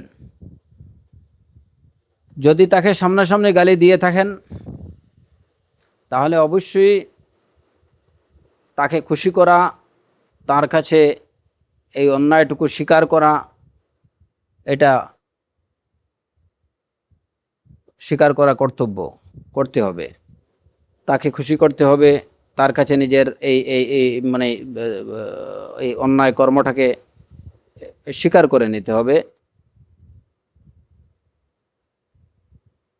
তার কাছে ক্ষমা চাইতে হবে। আর যদি কাউকে গালি দিয়ে থাকেন এবং সেই লোকটা উপস্থিত না থাকে, তাহলে এই ক্ষেত্রেও যেমন আমরা গীবার বিষয়ে আলোচনা করছি, যে আপনি মানে গীবাটা হচ্ছে তো কারো মানে অপর পক্ষে বা তার অনুপস্থিতিতে তার সম্পর্কে মন্দ বলা। তো ঠিক এমনিভাবে কাউকে যদি তার অনুপস্থিতিতে গালি দেয়া হয় তাকে, তাহলে আপনি কি আবার তাকে সামনে গিয়ে বলবেন যে ভাই আমি আপনাকে বলছিলাম যে আপনি এই সেই, এবার আপনি আমাকে ক্ষমা করুন? না, সেটা করা যাবে না। কারণ পাপের পথ প্রসারিত হয় এরকম কোনো কাজ করা যাবে না। যে উসুলটা আমরা আগেই বলছিলাম, এইটাকে যত পারা যায়, পাপের পথকে যত তাড়াতাড়ি পারা যায় বন্ধ করা এবং এটাকে প্রসারিত হতে না দেয়া, এটাই হচ্ছে, এই দিকেই খেয়াল রাখতে হবে। তো এর জন্যই লোকটা হয়তো শুনেনি আপনি তাকে গালি দিচ্ছেন, সে হয়তো আপনার সম্পর্কে ভালো ধারণা পোষণ করছে, অত সে জানে না যে আপনি তাকে বকাঝকা করেন। তো এখন আবার তাকে গিয়ে শোনাই দিলেন যে আমি আপনাকে বকাঝকা করছি, আমি আপনাকে এই সেই বলছি, এখন আপনি আমাকে ক্ষমা করেন। না, সেটা প্রয়োজন নেই এবং সেটা করতে যাবেন না। সে শুনে নেই বা শুনে নেই। এখন আপনার কাজ হচ্ছে যে তার জন্য আল্লাহ সুবহানাহু ওয়া তাআলার কাছে ইস্তেগফার করা, তাকে যেন আল্লাহ ক্ষমা করেন। তাহলে এর দ্বারা হবে কি, যে এই জায়গাতে তার দুনিয়াতে আপনি তার জন্য আল্লাহর কাছে ক্ষমা চেয়ে নিলেন, তার যদি কোনো পাপ হয়ে থেকে থাকে তো ওইটা আল্লাহ সুবহানাহু ওয়া তাআলা ক্ষমা করে দিলেন। তো আখেরাতে গিয়ে আবার তা আপনার পুণ্য দিয়ে তার পাপকে সরানোর প্রয়োজন পড়বে না, আপনার নেক আমল তাকে দিতে হবে না ইনশাআল্লাহ।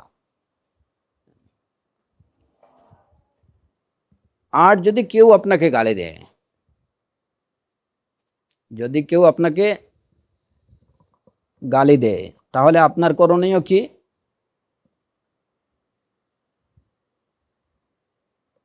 তাহলে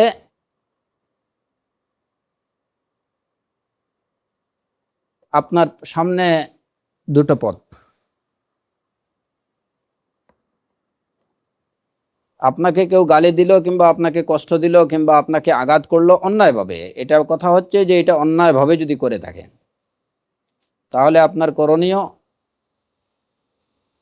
ফামান ই'তাদা আলাইকুম ফা'তাদু আলাইহি বিমিসলি মা ই'তাদা আলাইকুম। যদি কেউ তোমাদের প্রতি সীমালঙ্ঘন করে, ফা'তাদু আলাইহি বিমিসলি মা ই'তাদা আলাইকুম, সে যে পরিমাণ সে তোমাদের প্রতি সীমালঙ্ঘন করবে তুমি ঠিক ততটুকু তার প্রতি করো। যদি কেউ একদম অন্যায়ভাবে আপনাকে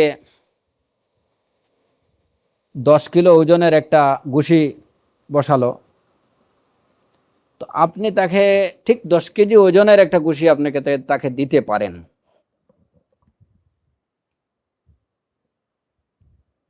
কিন্তু সেটা যদি 10 কিলো 100 গ্রাম হয়ে যায়, তাহলেই কিন্তু আপনি জালিমদের পর্যায়ভুক্ত হয়ে যাবেন। ফামান ই'তাদা আলাইকুম ফা'তাদু আলাইহি বিমিসলি মা ই'তাদা আলাইকুম ওয়াত্তাকুল্লাহ ওয়াত্তাকুল্লাহ। এই আয়াতের শেষে বলা হয়েছে এবং আল্লাহকে ভয় করো, যাতে কোনোভাবেই তোমার দ্বারা জুলুম না হয়।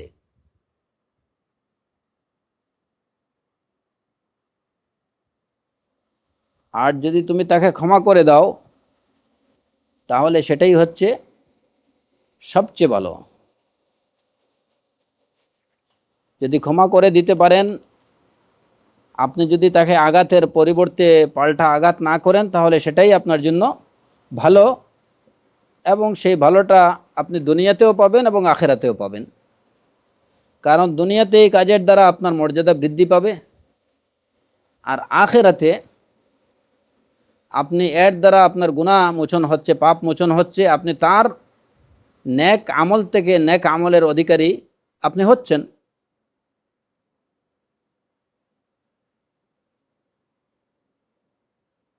তো দুই দিক থেকেই ভালো।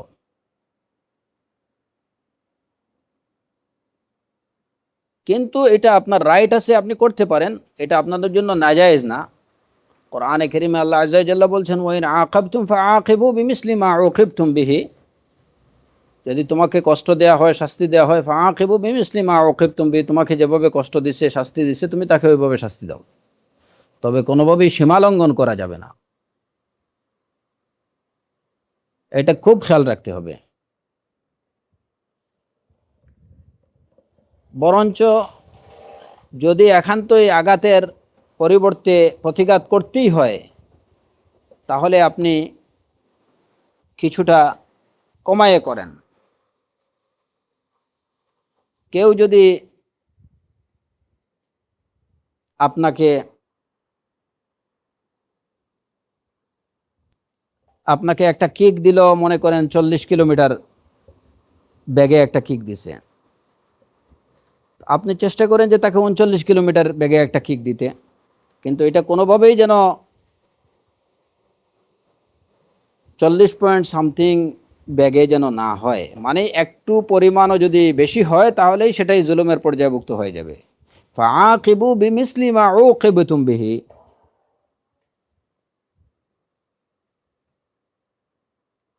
সম পরিমাণ, বেশি হলে হতে পারবে না।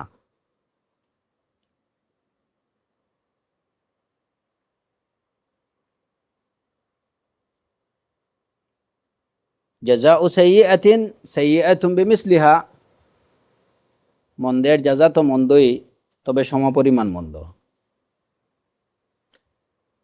এখানে এই যে সমপরিমাণ, এবং এই আয়াতে জাযাউ সাইয়্যাতিন সাইয়্যাতুম বিমিসলিহা, মন্দের জাযা মন্দ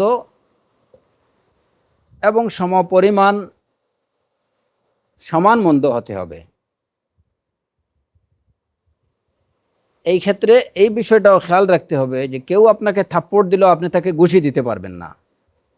থাপ্পড় দিলে থাপ্পড়ই দিতে হবে। আপনাকে ঘুষি দিছে, আপনি তাকে কিক দিতে পারবেন না।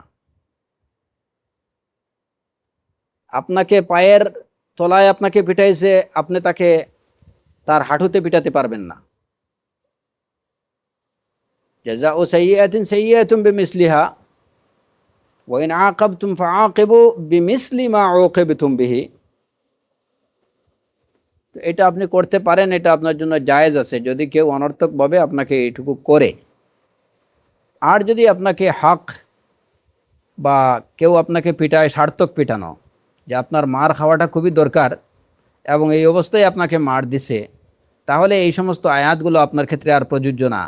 তখন আপনাকে অবশ্যই নিজের অপরাধের জন্য ওই মার হজম করতে হবে এবং সাথে সাথে ইস্তেগফার করতে হবে, যাতে ভবিষ্যতে এরকম মার আপনাকে পুনর্বার খেতে না হয়।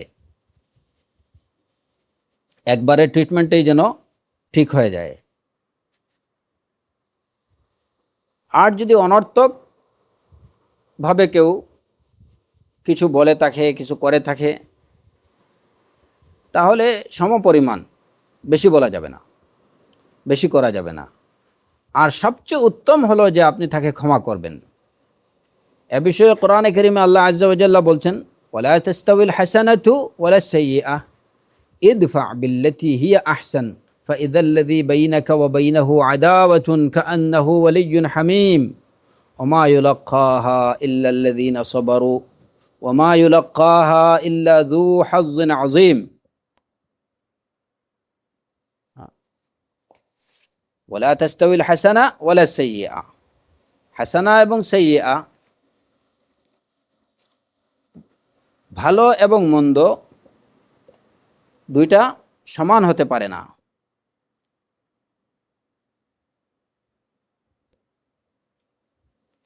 ভালো এবং মন্দ দুইটা সমান হতে পারে না। ইদফা বিল্লাতি হিয়া আহসান, আপনি মোকাবেলা করুন কি দিয়ে? বিল্লাতি হিয়া আহসান, যেটা উত্তম সেটা দিয়ে আপনি মোকাবেলা করুন। তখন দেখবেন কি আল্লাহ আযজা ওয়া জাল্লা বলছেন, ফাইযাল্লাযী বাইনাকা ওয়া বাইনাহু আদাওয়া কাআন্নাহু ওয়ালিয়্যুন হামীম, কাআন্নাহু ওয়ালিয়্যুন হামীম। তখন আপনি তাকে, যার মধ্যে, আপনার মধ্যে এবং যার মধ্যে শত্রুতা আছে, আপনি তাকে অন্তরঙ্গ বন্ধু হিসাবে পাবেন। ওমা ইউলাক্কাহা ইল্লাল্লাযীনা সাবারু ওমা ইউলাক্কাহা ইল্লা যু হাযযিন আযীম। আর এই কাজগুলো কারা করতে পারে? যারা ধৈর্য ধারণ করতে পারে এবং যারা যু হাযযিন আযীম, যারা মহাভাগ্যবান, তারাই সেটা করতে পারে। এই কাজটা সবাই করতে পারে না। কারণ নিজেকে সংযত রাখা, নিজের মুখকে, হাতকে সংযত রাখা, এটা এটা সবার কপালে জুটে না। যারা মহাভাগ্যবান, যারা সাবিরিন, এটা তাদের পক্ষেই সহজ হয়, তাদের পক্ষেই সম্ভব হয়। ইদফা বিল্লাতি হিয়া আহসান, আপনি মোকাবেলা করুন যেটা উত্তম সেটা দিয়ে।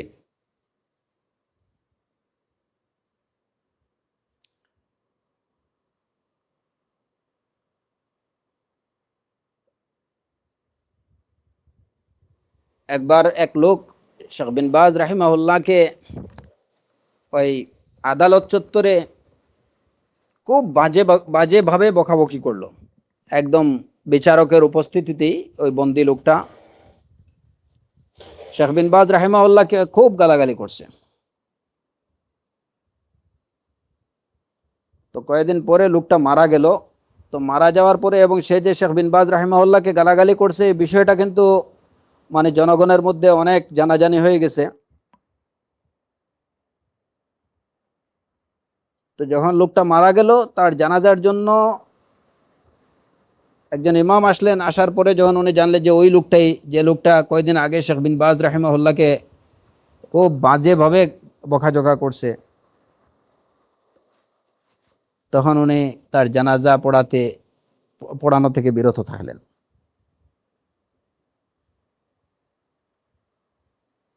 তো যাই হোক, শেষ পর্যন্ত কোনোভাবে লোকটার জানাজা দিয়ে তারপরে তাকে দাফন করা হলো। না, জানাজা ছাড়াই মানে জানাজা পড়ানো হয়নি, জানাজা ছাড়াই ওই লোকটাকে দাফন করা হয়েছে। মানে কেউ যে শেখ বিন বাজ রাহিমাহুল্লাহকে গালিগালাজ করছে, এর জানাজা আবার কি? এত সুন্নাতের দুশ্মন, কোরআনের দুশ্মন।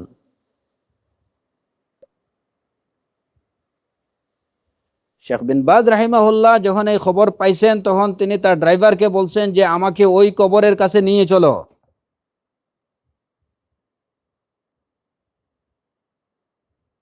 উনি কবরে ওই লোকের জানাজা পড়ছেন এবং এরপরে অনেকক্ষণ তার জন্য তিনি মাগফিরাতের দোয়া করছেন, অনেকক্ষণ ধরে ওই লোকের জন্য মাগফিরাতের দোয়া করছেন। এই ঘটনাটা তার কানেও পৌঁছেছে যে তাকে ওই লোকটা খুব বাজেভাবে বকাঝকা করছে, এবং সেটা জনসমক্ষে। এরপরেও তিনি তার কবরে গিয়ে কবরে জানাজা পড়ছেন, তার জন্য মাগফিরাতের দোয়া অনেকক্ষণ ধরে আল্লাহ সুবহানাহু ওয়া তাআলার কাছে তার জন্য মাগফিরাত কামনা করছেন।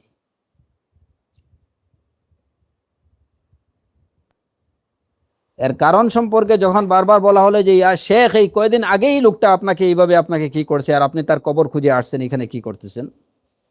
তো বিন বাজ রাহিমাহুল্লাহর কথা ছিল যে আমার অন্তরে বিন্দুমাত্র হিংসা কারো প্রতি বা কারো প্রতি সামান্যতম বুগজ নিয়ে আমি রাত্রি যাপন করি, আমি সেটা পছন্দ করি না। আমি বিন বাজ সেটা পছন্দ করি না।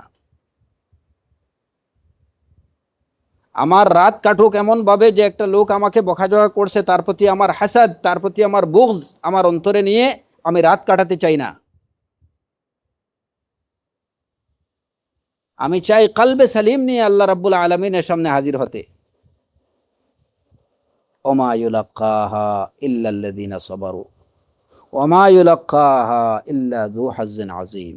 এই কাজটা কয়জন করতে পারে?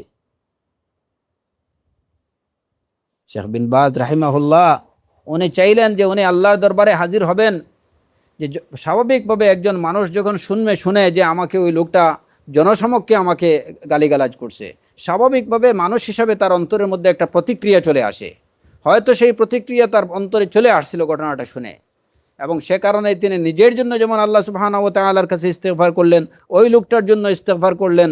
তার অন্তরকে তিনি একদম ফুল ফ্রি তিনি করছেন, যাতে তার অন্তরের মধ্যে কারোর প্রতি কোনো ধরনের বিদ্বেষ, কোনো ধরনের অসন্তোষ, কারোর প্রতি কোনো হিংসা তার মনের মধ্যে না থাকে, এবং তিনি কলবে সালিম নিয়ে আল্লাহ আজ্জা ওয়া জাল্লার সামনে হাজির হতে পারেন। ইল্লা মান আতাল্লাহা বিকলবিন সালিম। এই ছিল আমাদের উলামায়ে কেরামদের কোরআন এবং সুন্নাতের অনুসরণের নমুনা, তাদের মধ্যে ছিল এই। এরাই ছিলেন উলামায়ে হাক্কানি, এরাই ছিলেন উলামা রব্বানি।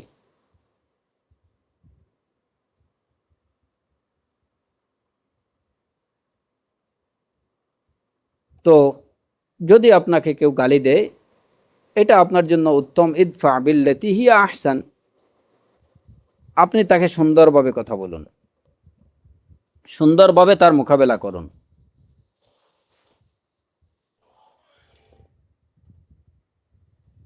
আমাদের এই চট্টগ্রামের আমি শুনছিলাম, এবং অনেকগুলো সূত্র থেকেই এই ঘটনাটা শুনছি, যে একটা ছেলে ছিল কট্টর মুবতাদি। তো সে তার উস্তাদ, উনি মানে ওইভাবে মুবতাদি ছিলেন না, বরঞ্চ বেশিরভাগ ক্ষেত্রেই তিনি সুন্নাহর অনুসারী ছিলেন। তো সে তার এরকম একজন উস্তাদের সব সময় মানে একদম সাপে মানে, আর ওই যে সাপ আর বেজির যে সম্পর্ক, তাদের উস্তাদ এবং সম্পর্কে ছাত্রের মধ্যে এই সম্পর্ক ছিল। যদিও সে ছিল ছাত্র, অনেক ট্যালেন্ট, এবং সেই ট্যালেন্টের কারণেই তার মধ্যে, ট্যালেন্ট হওয়ার কারণেই তার মধ্যে কিবির চলে আসে, এবং সে তার ওই উস্তাদকে মানে যখন তখন কথা দ্বারা আক্রমণ করত এবং খুব বাজেভাবে আক্রমণ করত। তো একদিন নাকি দুইজনই তারা ওই যে বাহাসের জন্য, মুবতাদিঈনরা বাহাসের জন্য ওই ছাত্রকে নিত, আর এইদিকে মানে যারা কিছুটা সুন্নাপন্থী তাদের পক্ষে অনেক ক্ষেত্রেই যেতেন ওই উস্তাদ ওই সমস্ত জায়গায়। তো এক জায়গাতে ওই ছাত্রও যাচ্ছে এবং ওই উস্তাদও যাচ্ছেন, এবং দুইজন এক ট্রেনে করেই যাচ্ছেন, এক ট্রেনের একই বগিতে, মানে কি ক্রমে আর কি, কাকতালীয়ভাবে দুইজন একই বগিতে পড়ে গেছেন, বসে গেছেন, সিট পড়ে গেছে। তো ওই ছাত্রটা তার উস্তাদকে দেখে ফেলছে এবং দেখে গিয়ে ওনার কাছে ওনাকে শোনায় বলতেছে যে মানে এইটাকে কি বলবো, তার ভাষা ছিল অন্যরকম, মানে এটার যে কোন মল খাওয়ার ছেলে আমার সাথে যাচ্ছে রে।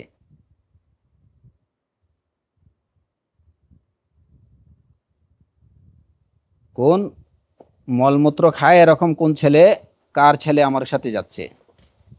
তো তার উস্তাদ যখন এইটুকু শুনলেন তখন বললেন যে কোন মধু খাওয়ার ছেলে আমার সাথে যাচ্ছে রে।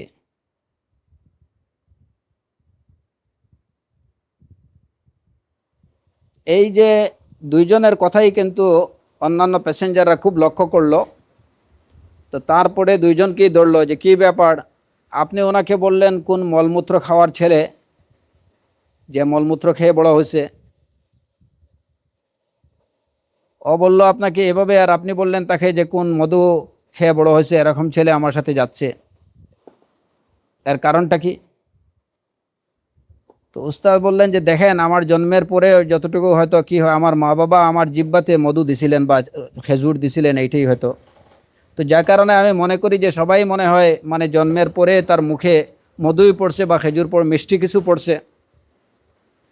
আর ও আমাকে যেটা বলছে এটা খুব সম্ভবত যে তার জন্মের পরে হয়তো তার মুখে জিহ্বায় সম্ভবত মলমূত্র কিছু দেওয়া হয়েছে, যে কারণে বেচারা মনে করতেছে যে সবাই মনে হয় ওই মলমূত্র খেয়েই কি হয়েছে, জন্মের পরে মলমূত্রই খায়। সেই এই আর কি ঘটনা।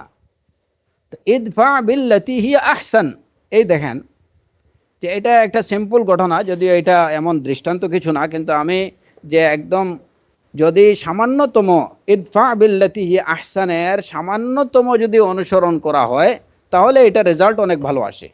তখন উপস্থিত প্যাসেঞ্জার যারা ছিল তারা বুঝলো যে আসলে উস্তাদ উনি অনেক ভদ্র, অনেক ভদ্র এবং অনেক সংযত এবং খুব ধৈর্যশীল লোক, ভদ্রলোক। আর ওকে যে একটা অভদ্র ছেলে সেটা বুঝতে কারো কিন্তু বাকি থাকেনি। তো এটা কিসের কারণে, যে উনি হয়তো তাকে পাল্টা বলতে পারতেন যে তুইও মলমূত্র খাওয়ান না ছেলে, কিন্তু সেটা না বলে উনি বলছেন যে তুই মিষ্টি মিষ্টি মিষ্টি খাওয়ান না ছেলে, মধু খাওয়ান না ছেলে। ইদফা বিল্লাতি হি আহসান। আর যদি ইখলাসের সাথে, যে এটা শুধু মানুষের বাহবা কুড়ানোর জন্য না, এরকম কোনো উদ্দেশ্যে না হয়ে থাকে, আল্লাহ সুবহানাহু ওয়া তাআলা থেকে উজরত পাওয়ার উদ্দেশ্যে যদি এরকম করা হয়, তাহলে এর যে দুনিয়াতে এর যে প্রতিদান, সেই প্রতিদানটাও হবে অনেক ভালো। এবং যেটা এই আয়াতে আল্লাহ আযজা ওয়া জাল্লা বলছেন যে ফাইযাল্লাযী বাইনাকা ওয়া বাইনাহু আদাওয়াতুন কাআন্নাহু ওয়ালিয়্যুন হামীম, তাহলে দেখবে যে তুমি যদি মন্দটাকে প্রতিরোধ করো ভালো দিয়ে, তাহলে তোমার এবং যার মধ্যে তোমার শত্রুর মধ্যে দেখবে যে তোমার একদম মানে তোমার জঘন্য শত্রুটাও তোমার অন্তরঙ্গ বন্ধু হয়ে যাবে। ফাইদাল্লাযী বাইনাকা ওয়া বাইনাহু আদাওয়াহ কাআন্নাহু ওয়ালিয়্যুন হামীম, সে তোমার অন্তরঙ্গ বন্ধু হয়ে যাবে। আর এরূপ ঘটনা অহরহ আপনারা প্রত্যেকেই হয়তো কম বেশি প্রত্যক্ষ করবেন, যে দেখা যায় যে যদি একটু সুন্দরভাবে, ভদ্রভাবে, মার্জিতভাবে, নম্রভাবে যদি কেউ হয়তো আপনার সাথে খুব বাজে রূঢ় আচরণ করতেছে, আপনি তার সাথে একটা ভদ্র আচরণ করলেন, হ্যাঁ, কিংবা আপনি তার সাথে অত্যন্ত সবরের পরিচয় দিলেন, কিছুদিন পরে অবশ্যই ওই লোকটা সেটা প্রকাশ করুক বা নাই করুক, কিন্তু তার অন্তরে আপনি আপনি আপনি একটা স্থান করে নেবেন। কারণ সে একাকী হোক এই বিষয়টা বুঝবে যে আমি এই লোকটাকে এত মন্দ কিছু বললাম, এত গালিগালাজ করলাম, কিন্তু তারও তো মুখ ছিল, সেও তো আমাকে বলতে পারতো, উনি তো আমাকে কিছু বলেননি। তার অন্তর স্বীকৃতি দেবে আপনাকে যে আপনি একটা ভদ্রলোক। তার অন্তরের মধ্যে আপনার প্রতি একটা শ্রদ্ধাবোধ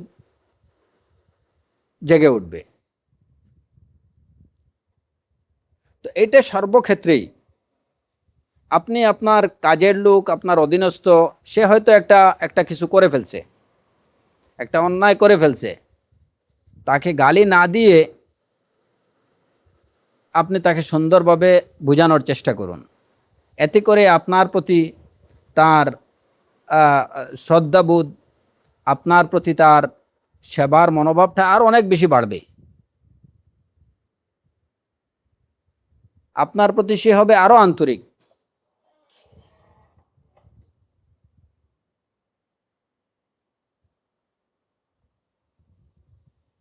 আর যদি আপনি তাকে, যেমন বর্তমানে শোনা যায় বিভিন্ন এই যে পেপার পত্রিকাতে দেখা যায় যে বাসার কাজের লোককে ওই মহিলা বিভিন্নভাবে শেখা দিছেন, পিটাইছেন, তার চুল কাটছেন, সেই এগুলার দ্বারা কি হয়, শেষ পরিণতি তো হচ্ছে কি অপদস্থতা, অসম্মান। আপনার বাসা থেকে আপনি একজন একজন ভদ্র মহিলা, আপনি একজন ভদ্র পুরুষ, আপনাকে বাসা থেকে পুলিশ এসে ধরে নিয়ে গেল, পত্রপত্রিকায় আসলো কাজের লোককে নির্মমভাবে নির্যাতন। এতে করে কি হলো, দুনিয়াতে অপদস্থতা। এইটুকু না করে যদি তাকে সুন্দরভাবে বুঝান, তাহলে সে আপনাকে আরও আন্তরিকভাবে আপনাকে সার্ভিস দিতে সে আগ্রহী হবে, চেষ্টা করবে যে যাতে আমি যার অধীনে কাজ করছি তার যেন কোনো ক্ষতি না হয়। হ্যাঁ, আপনার প্রতি তার আন্তরিকতা বাড়বে।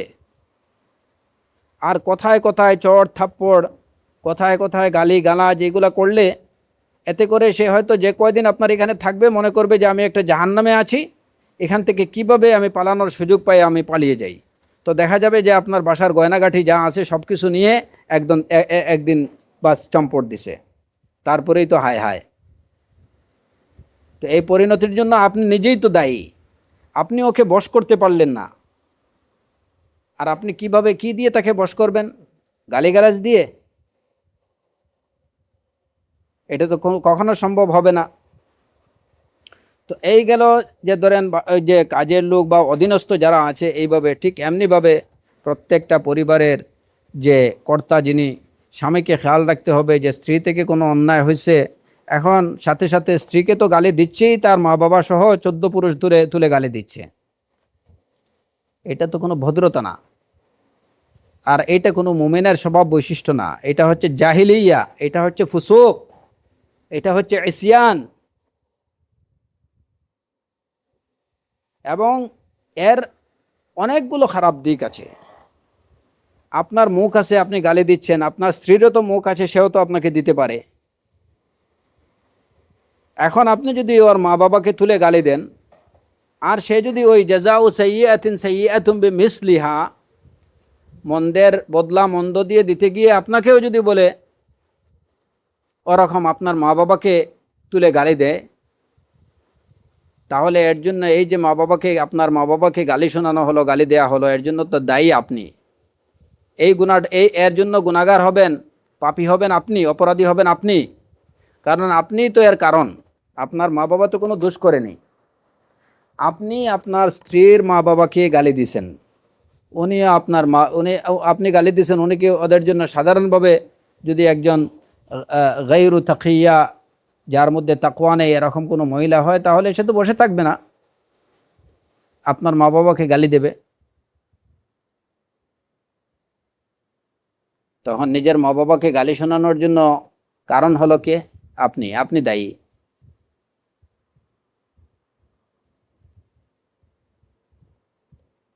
কিন্তু যদি আপনি গালি না দিতেন, তাহলে তাদেরকে এই গালিটা শুনতে হতো না। কিংবা মহিলা হয়তো আপনাকে গালি দিছে, এখনকার বর্তমান সময়ে নারীরা তো অনেক অ্যাডভান্স, দেখা যায় যে বেচারা হয়তো একদম নিরুপায় হয়ে বসে আছে, হ্যাঁ, তো ওনাকে অনেক বকাঝকা,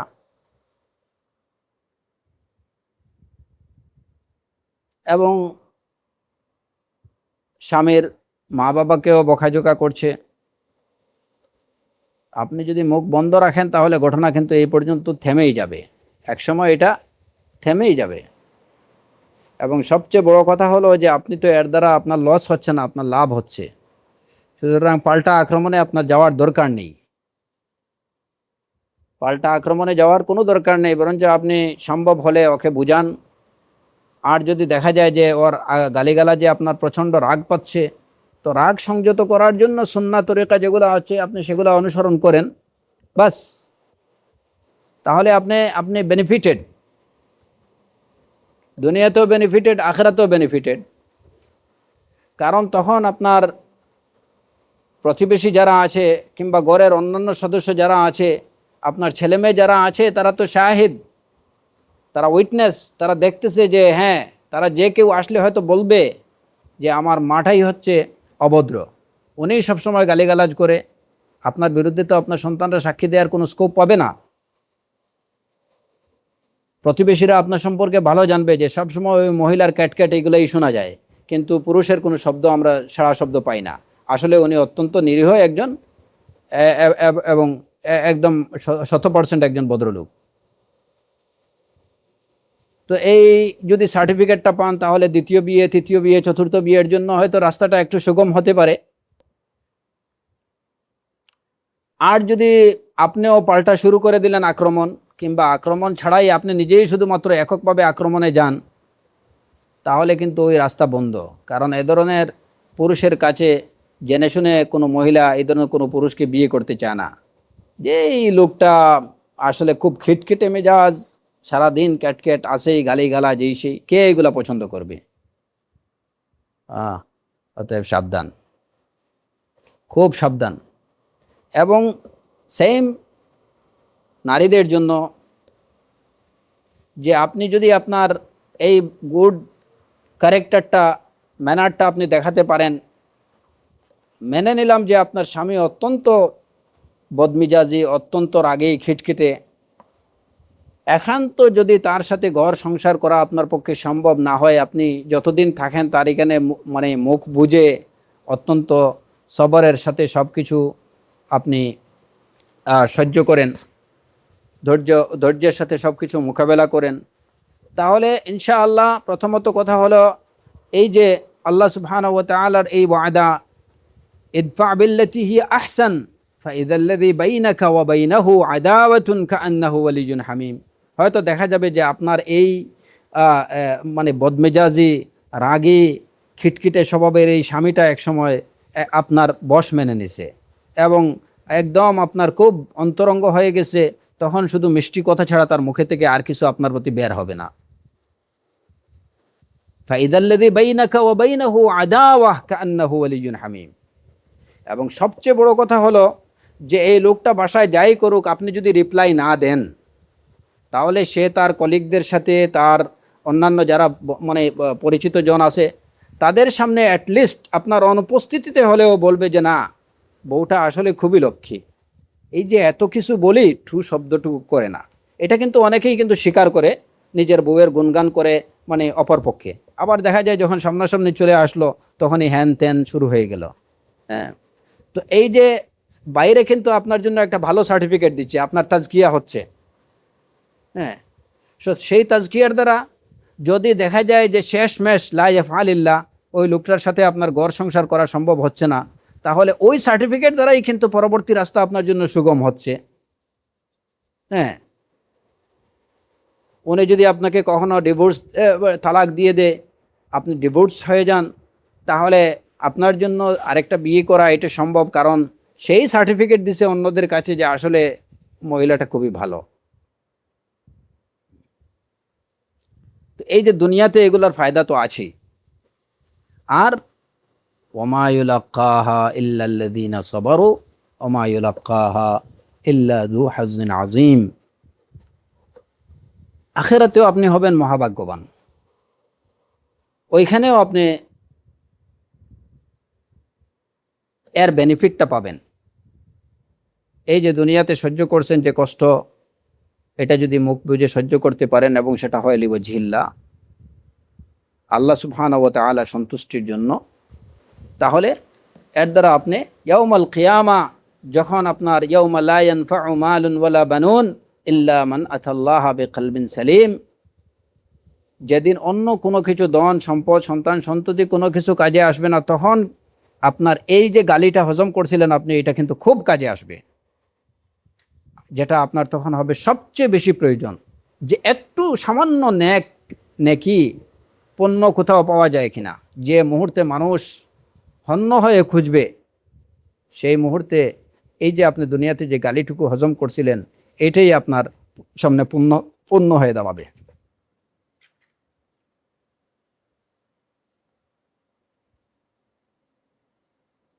যখন আপনাকে কেউ গালিগালাজ করে, তখন আপনি মনের মধ্যে এই যে কোরআনে কারীমের এই আয়াতগুলো, রাসূলুল্লাহ সাল্লাল্লাহু আলাইহি ওয়াসাল্লামের এই হাদিসগুলোকে সামনে রাখেন।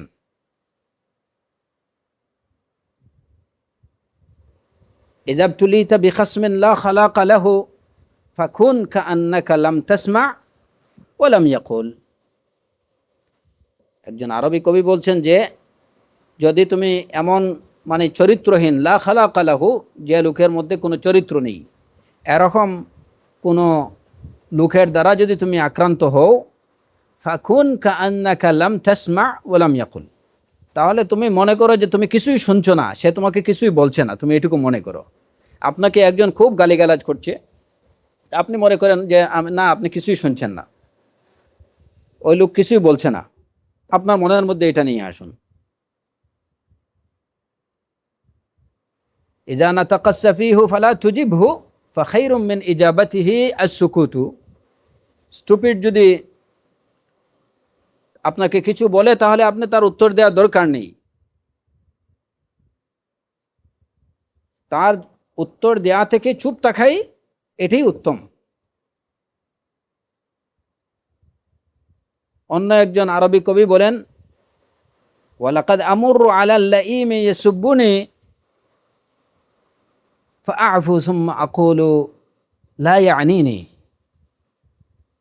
যে আমি লাঈম মানে গালিগালাজকারী একটা লোকের পাশ দিয়ে আমি অতিক্রম করছি, সে আমাকে গালিগালাজ করছে, কিন্তু আমি তাকে ক্ষমা করছি এবং আমি বলছি লা ইয়ানিনি, ও না না, সে আমাকে মিন করে গালিগালাজ করছে না, সেই গালিগুলো আমাকে গালি দিচ্ছে না। তো আপনি এইভাবে মানে মনে করেন যে না, আপনি কিছুই শুনছেন না, ও কিছুই বলছে না, কিংবা ও হয়তো অন্য কাউকে বলছে, আপনাকে বলছে না, এই মনোভাব নিজের অন্তরে পোষণ করুন, তাহলে বিষয়টাকে কন্ট্রোল করা আর সহজ হয়ে যাবে ইনশাআল্লাহ। তো আল্লাহ সুবহানাহু ওয়া তাআলা আমাদের প্রত্যেককেই নিজের মুখের পরিপূর্ণ হেফাজত, মুখের দ্বারা কোনো মুসলমানকে কষ্ট দেয়া থেকে যেন আমরা বিরত থাকতে পারি, এবং এই মুখের দ্বারা ভালো ছাড়া মন্দ কিছু যেন উচ্চারিত না হয়। যদি কারো মুখের দ্বারা আমাদের কেউ আক্রান্ত হই, তাহলে আমরা যেন সেই পরিস্থিতিকে সাবরের সাথে মোকাবেলা করতে পারি, ভালো কিছু দিয়ে মোকাবেলা করতে পারি, এবং এই কাজের দ্বারা আল্লাহ সুবহানাহু ওয়া তাআলার থেকে উত্তম প্রতিদান পাওয়ার যোগ্য হতে পারি, মহাভাগ্যবান হতে পারি। আল্লাহ সুবহানাহু ওয়া তাআলা আমাদেরকে সেই তৌফিক দান করুন। ওয়া আখিরু দাওয়ানা আনিল হামদুলিল্লাহি রাব্বিল আলামিন ওয়া সাল্লাল্লাহু আলা নাবিয়্যিনা মুহাম্মদ ওয়া আলা আলিহি ওয়া সাহবিহি আজমাইন।